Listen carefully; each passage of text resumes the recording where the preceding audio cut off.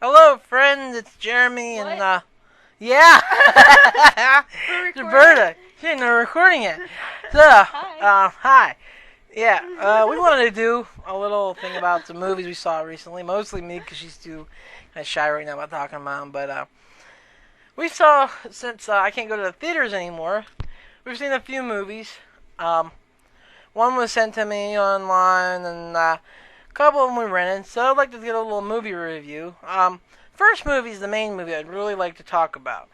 A while back, my friend John Boyden, aka 236 Pounds No More, aka Roof Walker, stuff like that, he suggested a movie title called Facing the Giants.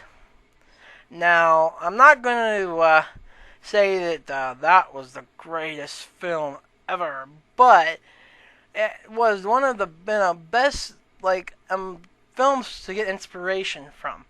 The movie was a really good film. It was really well done. It's not like top. It's not 100. It's not top class actors. If you're expecting that, you're not going to see like Brad Pitt coaching a football team with Angelina Jolie as a cheerleader. I'm sorry. This was done all by a whole group of church people and based on a true story. College, it's basically about a high school football team, and this big losing streak and everything, and then they find faith. So the story is really, really great. You can. It's not just a football movie if you're thinking that.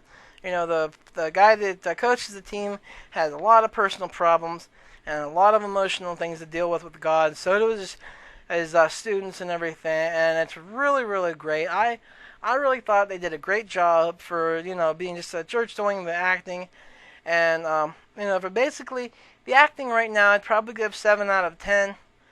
But the movie, I'm probably going to give a 9 out of 10 because it had a great story.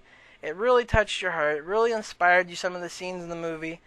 I'm not going to be a spoiler, but I'll just say one of the biggest inspiration will have to be you'll see the name Death Crawl. That's one of the big inspiring parts in the movie, especially with us, with the whole couple thing too, because he's married and everything. So it's a really great movie. What do you think, Roberta? I also thought it was a good movie. I agree about the couples thing because a lot of what they're going through is what we're going through as well.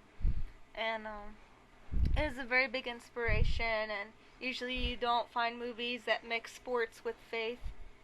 Usually it's kind of the opposite. Um, I think it'd be a really good movie for anybody to see no matter what you're Yes. facing or any challenges that you're facing right now. Yeah, definitely a movie. If even if you don't like sports, it's something to get into with your faith, and it also is a good faith pusher. If you feel a little down or behind, you can watch this movie, pop it in. They tell a lot of boosts and everything. You can see people relate to them for all types of problems, and then you can see how they deal with it, and maybe it'll be a way for you to deal with your life problems too. Through God and His love, or maybe the help of other people.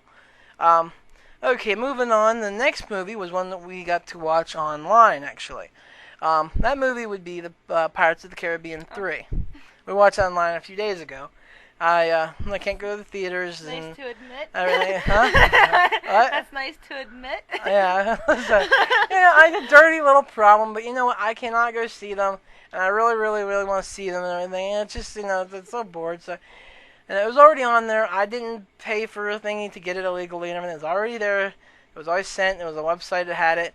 So we were watching that, and I have to say it was really well done. The movie had a lot of good graphics. I bet it'll be better when I see the thing when it's not dark. And it was the major problem. It was very, very long. Movie kind of like almost the first Lord of the Rings, kind of drags out some of the scenes. There's a lot of sailing, stuff like that. But the sword fighting was great. The sequences are great. Johnny Depp did a wonderful job this time, especially with a lot of scenes with him in it. The characters, the bad guys, Davy Jones, just spectacular. The effects, everything. There was a couple kooky things that happened. Some little giant kooky things that happened. But all in all, I'd probably give Pirates of the Caribbean 3. Probably acting, I'd probably give it a good 8 out of 10 maybe, because they're pretty good actors. They did a better job than the last few. And the movie itself, I'd probably give it a good 8.5 out of 10. Because it had some kooky stuff to it, and it wasn't bright enough for me yet, so we'll know that later on. What about you, Roberta? I loved Pirates of the Caribbean 1, and being a Disney fanatic, I felt that this third movie lacked a lot of the Disney spark that the previous two had. There was not a lot of as much comedy as there's not a lot of laughs in this one. It's a lot more serious, and it was dragged out. I could have at least taken an hour out of the film and it be even better than it was already. Just 1 or 2 minutes here and there of just dead sailing. I really think that the movie could have been short, and it was like 2.5 hours long. It could have been taken down to an hour and a half and been great. Like I said, it does get a lot more serious. I just wish that there was a little bit more comedy in it this time. I was a little disappointed. But it is good. The graphics are wonderful, of course, but graphics really don't make up for plot. But I thought it was alright. But I did like the first two better. They decrease with each sequel, I think. The first one was wonderful, second one was great, third one was good. Sounds kind of like Austin Powers Goldmember. Reminds me of that. They could have done without Goldmember. They could have actually just deleted the whole Goldmember, and when they mentioned him, the character Goldmember in the movie would have been awesome. Yeah, that's true. It would have took it down. It would have took it up to an 8 out of 10 or 9 out of 10, but now it's a 5 out of 10 because that Goldmember character wasted the movie. Yeah. There was some confusing parts in this movie. I don't know if it's just because I'm a girl, but I'll probably have to watch it about 2 or 3 times to catch on to everything that's going on. Because there's a few things that I just don't understand why this happened or how this person did this. But I don't know. I love the first one, though. It was an awesome movie. But anyways, as we're getting out of time here pretty soon, I would just like to say also, the last movie I'm going to talk about, blah, blah. You're the one talking for 4 minutes. The last one I'm going to talk about is today I watched Hannibal Rising. Yeah, it's a scary movie for some people. Not as scary as other ones. Hannibal Rising is the prequel to Silence of the Lambs, Hannibal, Red Dragon, all those movies. And basically it was about Hannibal Lecter growing up as a young child and becoming how he became the cannibal doctor we all know today. If you're a fan of horror films and stuff, this is definitely one to pick up if you want to learn things. It gives a good story. I definitely would want to watch this first and then the other ones because it all kind of fits together. The one thing I really, really don't like about the film is they kind of took, I only say this, they kind of took an Asian approach to his background when he started to become in his ways.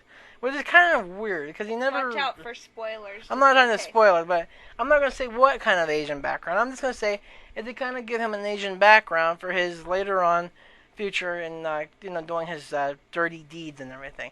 Which is kind of weird, because he never really mentioned that in the next films or anything, because he's more into classical music and really smart and a doctor and blah, blah, blah, blah. So, there's some lots of violence in this, but not a lot of different scenes. It doesn't get too gory. But it's pretty much does a good job. The guy that played Hannibal Lecter as a child was really good, and the guy that played him when he's an older teen and adult did a very, very good job too. He looked a lot like a young Anthony Hopkins in my opinion, and I think this movie did a very, fairly well job with a new cast like that, and I'd probably give it a good 7 out of 10 stars, and acting probably a good 7.5 stars because they did really good.